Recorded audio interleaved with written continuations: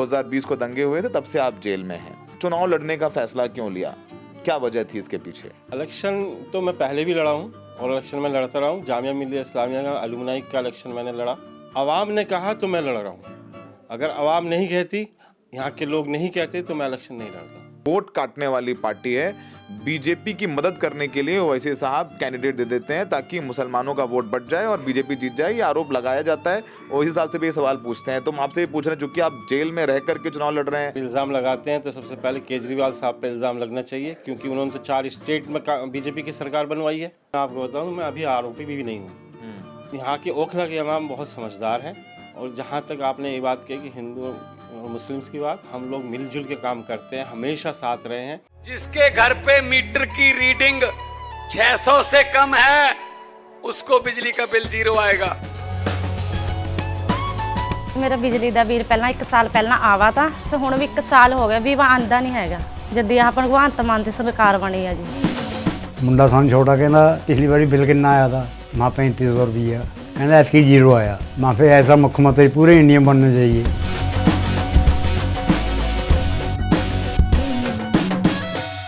आदाब, नमस्कार। The red mic में आपका स्वागत है।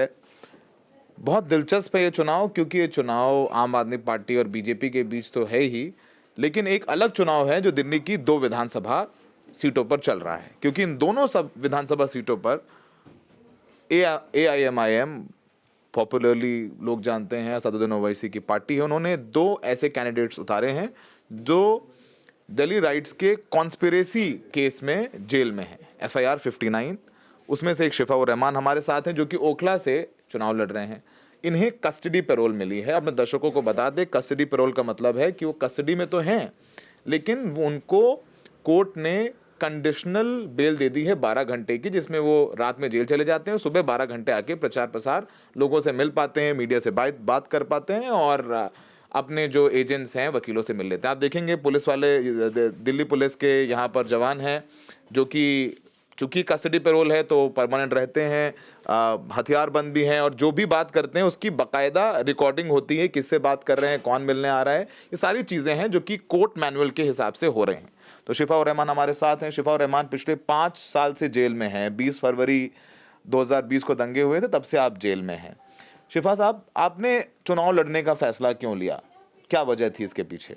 सबसे पहले तो मैं मीडिया का और अपने पार्टी के सदर जनाब असदुद्दीन ओवैसी साहब का, दिल्ली स्टेट के प्रेसिडेंट हमारे शुएब साहब का, और सबसे ज़्यादा शुक्रगुज़ार हूँ मैं बाबा साहब भीमराव अम्बेडकर का, जिन्होंने ये आइन लिखा और लागू हुआ, जिसकी वजह से आज मैं इलेक्शन लड़ रहा हूँ। आइन ही है जिसकी वजह से मैं आज आप लोगों के बीच में हूँ, आपसे कोई इंटरव्यू दे रहा हूँ। ये कॉन्स्टिट्यूशन ही है, नहीं तो मैं आज अभी भी जेल में ही होता। जेल में होते तो चुनाव लड़ने का फैसला कि चुनाव लगा कि 5 साल जेल में हूँ और दिल्ली दंगों का मामला है, तो लगा कि क्या, एक तो काफ़ी लोग बोल रहे हैं कि हमने काम किया, जैसे कि आपका प्रचार भी है, निर्दोष का साथ निभाना है, हकदार को हक दिलाना है, और आपकी तस्वीर बनी हुई है, तो लगा कि ये थोड़ा सेंटिमेंट है और जज्बात हैं, तो उसके ज़रिए असेंबली में पहुंचा जाए। क्या वजह थी चुनाव लड़ने की? इलेक्शन तो मैं पहले भी लड़ा हूँ और इलेक्शन में लड़ता रहा हूँ। जामिया मिलिया इस्लामिया का अलुमनाई का इलेक्शन मैंने लड़ा और वो 1 साइड मैंने इलेक्शन जीता था। उससे पहले भी मैंने अपने मेरठ में ज़िला पंचायत सदस्य का इलेक्शन लड़ा है।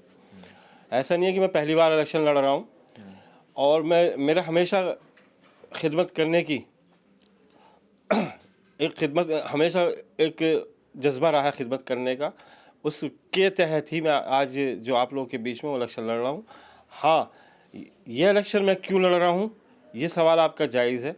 ये इलेक्शन मैं अपने लिए नहीं लड़ रहा, ये इलेक्शन जामिया नगर की ओखला विधानसभा की आवाम इलेक्शन लड़ रही है। आवाम ने कहा तो मैं लड़ रहा हूँ। अगर आवाम नहीं कहती, यहाँ के लोग नहीं कहते, तो मैं इलेक्शन नहीं लड़ता।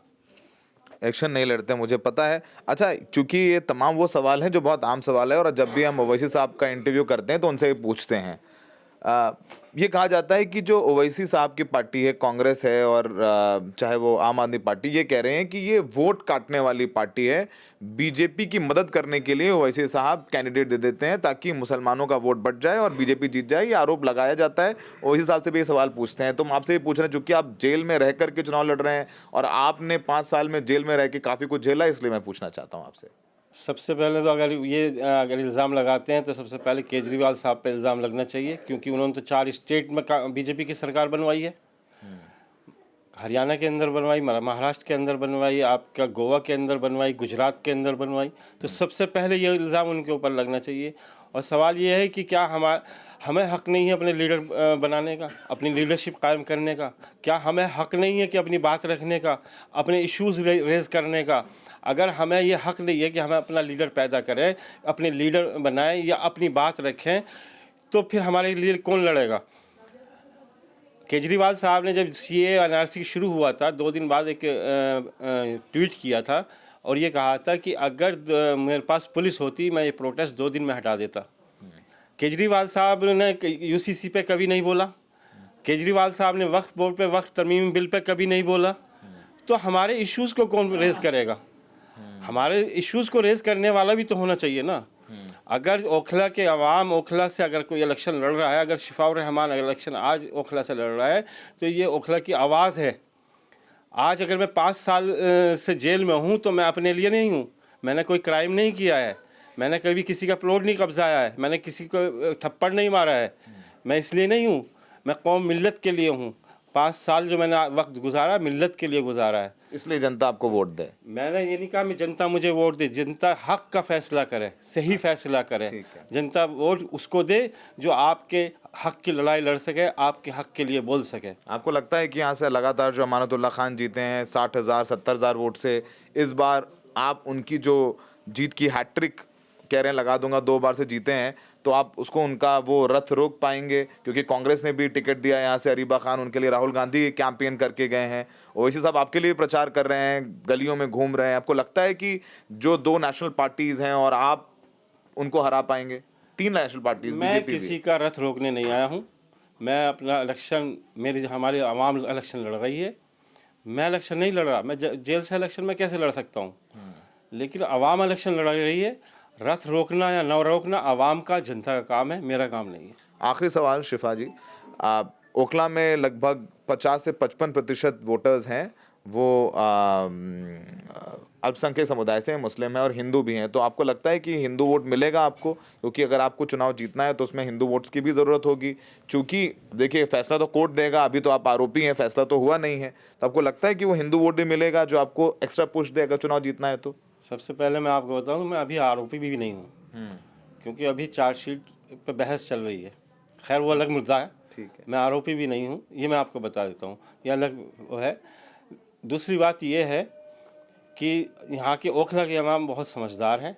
और जहाँ तक आपने ये बात कही कि हिंदू और मुस्लिम्स की बात, हम लोग मिलजुल के काम करते हैं, हमेशा साथ रहे हैं। मैं जब ज़िला पंचायत मेरठ में इलेक्शन लड़ा था, मुझे मुस्लिम से ज़्यादा ने कम वोट दिया था, हिंदुओं ने वोट ज़्यादा दिया था। तो मैं अल्लाह का ऊपर वाले का करम, अल्लाह का शुक्र है, मैंने अपने इमेज कहिए या अपने मेरे परिवार के संबंध कहिए या मेरे अपने संबंध कहिए, मुझे वोट मिलेगा हर जगह से वोट मिलेगा। शुक्रिया। तो बहुत दिलचस्प लड़ाई हो गई है। एटलीस्ट 2 सीटों पर मुस्तफ़ाबाद और ओखला में देखना होगा क्या होगा। कस्टडी पैरोल पे शिफाउर रहमान बाहर हैं, आप देख रहे हैं उनके कैंपेन के शॉर्ट्स इस इंटरव्यू में। बहुत दिलचस्प लड़ाई हो गई है और जाहिर सी बात है एक सेंटिमेंट है इन लोगों के साथ, चाहे ताहिर हों चाहे वो शिफा हों, और देश का संविधान उनको इजाज़त देता है चुनाव लड़ने का।